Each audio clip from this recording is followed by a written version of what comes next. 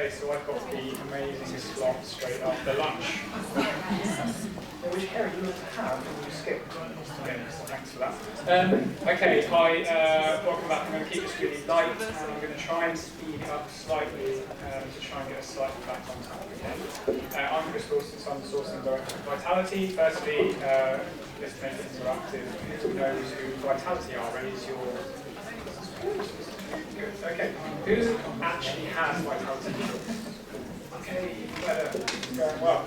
Okay, who is a platinum status member? Actually, yeah.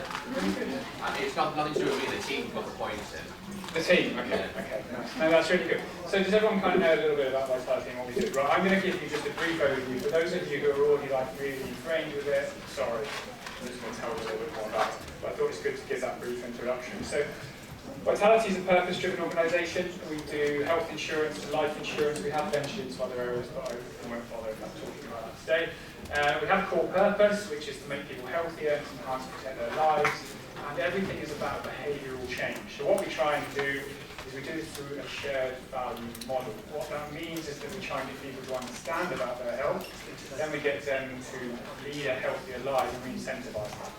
So how we do that? We do it by incentivising people to go get some steps in a day, to go to a gym, to go cycling, to go running, to go do all these activities. And it's not all about running marathons week after week after week. There's lots of cash for 5Ks, there's incentives to go and walk your dog and just do all those little things. Then you get points, and then from those points you then can go and get prizes, really. So you can go and get a free coffee a week, you can get discounted Waitrose for healthy foods, you can go and get free cinema tickets, you can get free films at home, and all of these wonderful things. So everything that Vitality does is that purpose-driven, it's about shared value. And the shared value comes into members, so members are our customers. So they can get reduced premiums, which is obviously a positive for them, and they can be healthier. That's helpful for us, because obviously if they claim less, we don't have to charge them less, or you could look at it the other way, more cynically, that we get a better margin. Which then gives something back to society. Society being, obviously, people are more productive, people are more proactive, people lead healthier lives, reducing the burden on the NHS. So that is what shared value is all about. So today, I'm going to talk to you about shared value, but from a sourcing sense.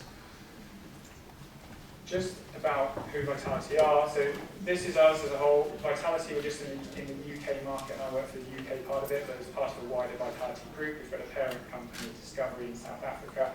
And as you can see, we have over 30 million lives, there's over 40 markets, and it's spread right across the globe. So within sourcing, so I am the sourcing director. I've been at Vitality 8 years now, actually based down in Bournemouth, so I travelled up today, so my eyes are a bit red because it was a very early start. We look after, we've got 12 people in our team, we look after about £250 million worth of spend, and we do end-to-end. So we basically do procurement, but it's just cooler to say sourcing rather than procurement sometimes. Sorry if anyone who's procurement or purchasing role or anything like that. My aim is to not actually run RFIs and RFPs. My aim is to just build the foundations of fantastic, strong supplier relationships and make sure that they work. I say to my team of sourcing managers, that's where I want them to be focusing. They don't, because the business want to buy this, they want to buy this, they want to bring this on board. But actually, I want to get more value about those supplier relationships. So that's what we say about building strong, long-lasting partnerships to create that long-term value for everyone. So our strategy, we seek excellence from these business partners. We look to appoint new partners because we have to. We're still a growing organisation, doing quite well. We did quite well through the pandemic. We're growing. I think we're about 1.9 million customers now. But the important thing for me in the sourcing team and our supply management function within that team is to continually improve those partners that we have on board so that we can enhance our offering to members. And there's certain things that we look for specifically when we're looking to onboard those partners and when we've got those partners onboarded. So we have a few things, and this is actually something that, this is interesting, that this is a slide that I didn't actually present, but our CEO presented when we were having conversations to the market not too long ago. And so it was wonderful that, clearly I might have written words, but it was wonderful that he believed in it too, to say this. So we have to have the right cultural fit. And I think people talk about this in organisations all the time, and maybe it doesn't really ring true, but it has to be right. So we don't look for partners that are just right to meet our specification and scope from day one. We look at it, day 365, so I can't do the maths, but year 2, year 3. And we look at it for that because we are not the easiest of customers. And we found that with a lot of our tech developments, tech builds, a lot of things in cloud, is that whatever we choose and decide to have for day 1, it changes by day 2, day 3. So actually we've got a huge amount of emphasis on making sure that the right cultural fit, and that if we test them and things, we do want to change things, that they're comfortable with that and willing to go with that. Clearly everyone prefers just buying something, deploying it, and that's it, but it doesn't quite work like that in practice. We strive for excellence, we clearly strive for the right expertise, and then one of the key things, number 4 on there, is about innovation. Now, I remember there's a guy who used to work with me at the back of the room, and I'm going to call him out, Duncan, who, I remember we were once looking at a contract a while ago with one of our big providers, and one of the non-exec directors said we should have an innovation clause in there, to which obviously we all had a rather chuckle about. How do you actually write in innovation? But we have grown from there. We do have innovation sessions with our most material providers. Now, we have those in place to create the environment, create the stimulus to then have those conversations about innovation. And I think that's truly important to build that shared value relationship and shared value partnership going forward. We also are attempting, like most others, to be a force for good.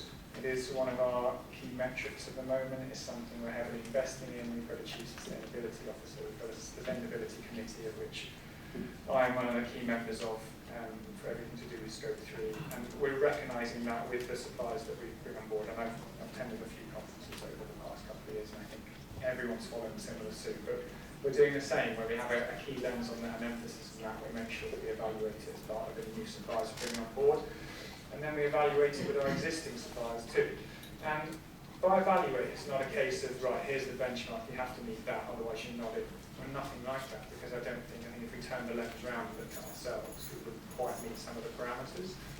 So what we're trying to do is trying to educate and bring them on the journey with us. And that then again helps ingrain those shared value partnerships too. So what do we do? How do we actually get to building these long-term, long-lasting, long-value relationships? We do something that probably all of you do here. And I always find it funny when it comes to these things. That people say, I always sit there at the back and think, there's half of the room who are thinking, never heard of this before, and there's half of the room thinking, we did this 10 years ago, what are you on about? So apologies to that latter half of the people. So we go through a segmentation exercise, and because we are very heavily focused on status linking to do with the Vitality Partner Scheme, the Vitality Promotion Scheme, we link to gold, silver and bronze. So we just have a 3-tier structure, although because we have a platinum status, we're looking at adding the 4th, because it would make sense to do so. And we look at these suppliers and we grade them on 12 different criteria, around commercials, around our dependency, and around our risk too. And then when we look at all of those, there's an algorithm, or an algo as someone called it earlier, which sounds way cooler. So algo, we can look at those, and then we come out with a score at the end, and then that links them into those 3. And then for each of those, we've got specific outputs. So I'm more focusing on the gold suppliers here, because I don't think really we're going to have those shared value partnerships for the bronze, those transactional tactical suppliers. But for those gold, for those big suppliers, those materials to us as an organisation, we focus our attention on those. And what we do a few things. So we make sure that we have standard governance reviews, of course, but we also have annual strategy sessions with the right people in the room. I mean, I'm talking like the managing director of the health business, or if it's a clinical provider, which we work with a lot, like physios, mental health partners, consultant groups, that we have our clinical directors in that room too, to talk about future strategy, to talk about what's going on. We also then have those innovation sessions, and we try and drive that forward. But I think the key thing that we do, which is most important, is incentivising that increased performance. So I think someone said, I mean, everything I'm talking about here is collaboration, which has been a theme throughout the day. And someone also said the best kind of collaboration is kind of the contracts to one side. we have it a bit of both ways, is that we try and make the contract work for both parties. Clearly, that supplier, that partner has got to make a profit, but we want to make sure that they can make an even greater profit. And that seems at odds with everything that procurement and purchasing do, and I get that, and I also have a savings target which I need to make. But we want to incentivise that increased performance if that increased performance has a benefit to our customers, to our members. So as an example, we use a physio partner, a nationwide physio partner. So we have 35,000-ish claims that come in a year for physio. This is the danger of being a health and wellbeing insurance company. We promote people to go running. We promote people to go to the gym. We promote people to go cycling, and then we get frustrated and they claim for their dodgy knee, dodgy ankle, hip surgery. But they go hand in hand. So we have all these claims come through, but what do those customers want? And so we try and have this customer-centric model. We've got a chief customer officer. It used to be the group ops director. We don't want a group ops director. We want a chief customer officer, someone who's solely focused on customer. So they're the things that are important to them and important to us are how quickly can they be seen, clearly. So we've got SLAs around that. I'm going to go pre-pandemic because it was easier. How close to home can they be seen? But clearly we do it at 70% virtually now. And then making sure that it was right for them, that they weren't complaining and they gave good NPS. So that's what they're interested in. And then there's some elements that we're interested in too. So we are interested in specifically that they're treated appropriately. And by that I mean if they only need 3 sessions, they have 3 sessions. Don't just do a 4th session for the sake of it. There's no point. If the customer doesn't want to go back if they don't need to go back. They can have self-help. So having that element, plus so that keeps the costs down, but also that the clinical outcomes are there too. So we do industry standard measures on clinical outcomes, and we work on those, and we try and then incentivise to improve on all of those aspects. So we have it, so we have the SLA, we have it in place, and clearly if they fail, there will be a credit owed to us, but we have more incentives on the bonus side. So the bonus will heavily outweigh the credits, because it's more important to us that that customer gets a great clinical outcome. We don't want them to be re-referred in a week's time to go back to another physio. We want them to have great clinical outcome that first time. So we incentivise that, and that's exactly the same on the mental health treatment too. It's the same on surgery as well. So we have all of these things embedded to try and incentivise that greater performance. But it's not all about the financials. So we have those elements for them to do that. And then what we do, just on the financials, what we do then is we ensure that they invest that money. So some do take it away and get a healthy profit out of it, and some, the more established, reinvest it in other services. So what we found is that physio partner, I won't name because I think it's unfair, and now a mental health network partner for us too, because they've seen the way we work, and so we're enhancing and developing that proposition, that partnership. It's working incredibly well. We also do something else to create a shared value partnership. We give our partners a voice. So we do, for our most material providers, and I think most material, we have about 12, but actually we extend this to about 25 because we think it's important. We do a 360 relationship health check. So we go to customer stakeholders, and we go to the stakeholders from that supplier, and we get them to answer pretty much similar questions to get that feedback. And then we take that feedback and create actions out of it. And then we drive that relationship forward. And it's anonymous, but I think it's really important to move things forward. And we're really proud about how positive our scores have been within this. And I think I can refer to Duncan again because he got the top score on that top right, one of our document management providers. But it just shows the strength of those relationships and listening to what's going right and what's going wrong. And that relationship wasn't always up there. It was way down here to start with. And then it improved significantly. Finally, the other thing we do is we reward our partners. So we think keeping close to those relationships is really important. It helps create that long-term value, and we host an annual Vitality Supplier and Partner Awards. We host it in London. The last one was in January. We have about 50 or so suppliers, partners that come along to this, and we use it as the opportunity to talk to them about what's going on in the business, to talk to them about what's key to us, that moment in time. So 2 years ago, it was everything to do with ESG. We spoke about the journey that we're going on. This time it's about health and well-being, so we had a few activities. And it really brings those partners on board with what they're doing and makes them feel, it feels a bit cliche, but slightly like the Vitality family. And that's hugely important to us, because then we can just share those strategic goals of work we want to do moving forward. So we also have an award ceremony within it.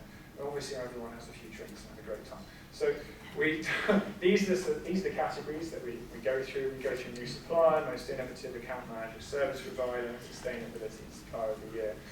What's amazing about what happens there is just this feel-good factor. We have suppliers talking to each other, partners collaborating with each other, people swapping contact details, talking about things. We set up some sessions where there isn't this competitive fear anymore. There is in some elements, clearly, but where they're coming together as a joint approach to bring a solution to a problem we didn't know we had. And that is because they're talking about their frustrations where some elements of Vitality in our sourcing team or supplier management team doesn't quite work. So it brings it really well together. And what we found is that success breeds success. So the awards motivate. And always at the end of the night, I have a few suppliers, obviously after a few sherries, who come up to me and say, you know, how do we get up there next year? What do we need to do? Well, we just need to go above and beyond. It needs to be about, it's not just about doing what we think you should be doing, but just suggesting those things and going further forward. And then you often find that they're the ones who are then badgering you month after month after month what we can do differently, and then they get rewarded for it. And that is how Vitality builds supplier relationships and how we build shared value into our relationships. This is Stanley, he's our mascot. I don't know if we've actually got time for questions, but that's probably it.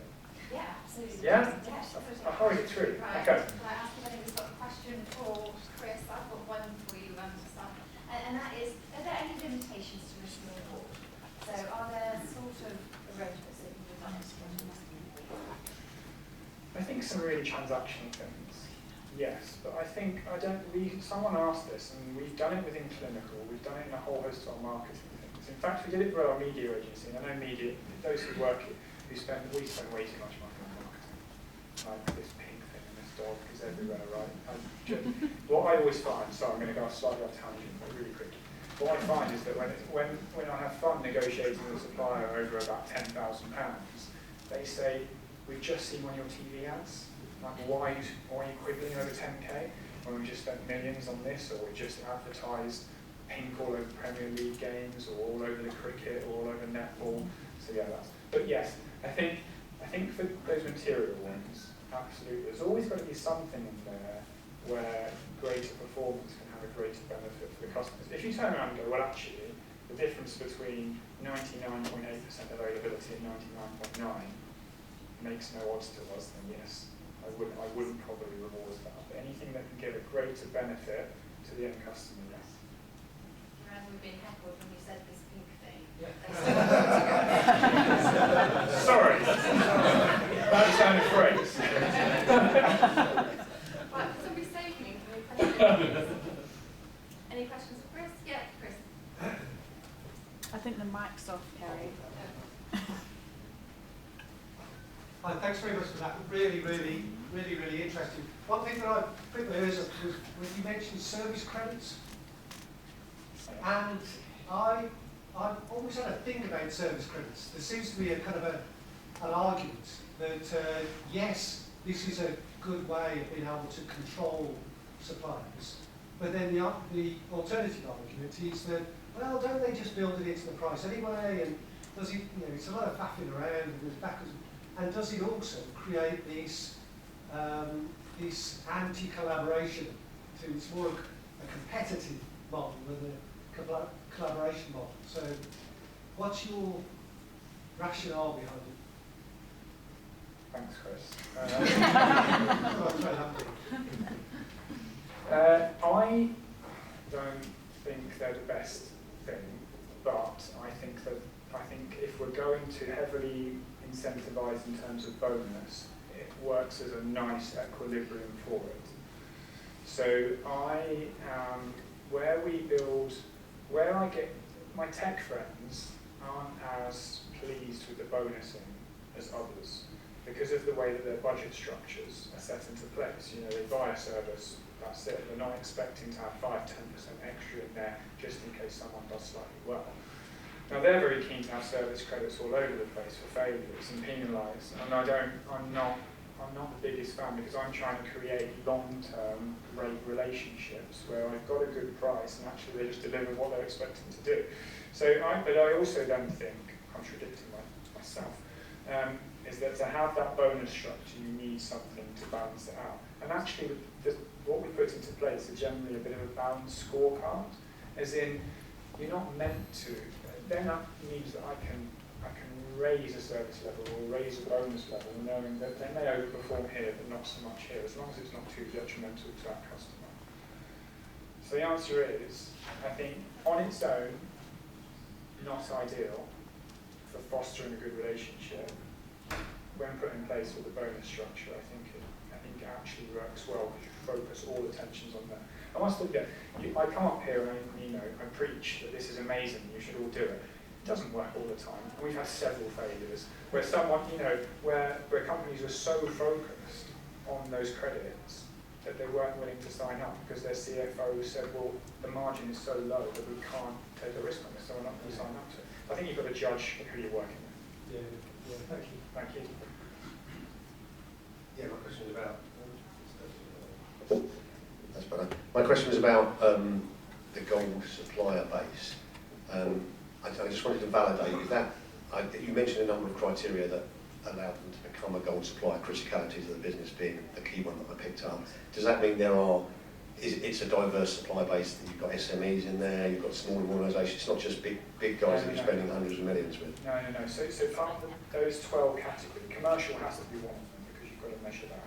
But then it's also the competitiveness of the market, it's the criticality from a service dependency, the criticality from a customer dependency. We've got some risk-based things about data protection, geopolitical status, financial standing. But then we've got things like business strategy, value add, because they're really important to us. So it doesn't matter if they're a £25 million a year partner or a £20,000 a year partner. We've got the full range within that. And I think we don't have too much prejudice about just working with the big suppliers, the Gartner, actually Quadrant, someone's here from Gartner. So, we look at those who are just right for us. And so we've built up that physio partner I spoke with to begin with. They were a very small organisation to start with, but they had the right culture, the right credentials. And we actually said to them, this is where our customer base is. Here's a 3-year plan. Start getting sites in those areas. And they did. And they grew with us. And I think that's really important to us. Really important. Okay, so in the interest of time, I won't keep us overrunning. So, Chris, I can say testament to having attended one of your supplier awards evenings. The feedback we got from suppliers about the way that the relationships work was phenomenal. So congratulations on the work you're doing and on your presentation. Thank you very much.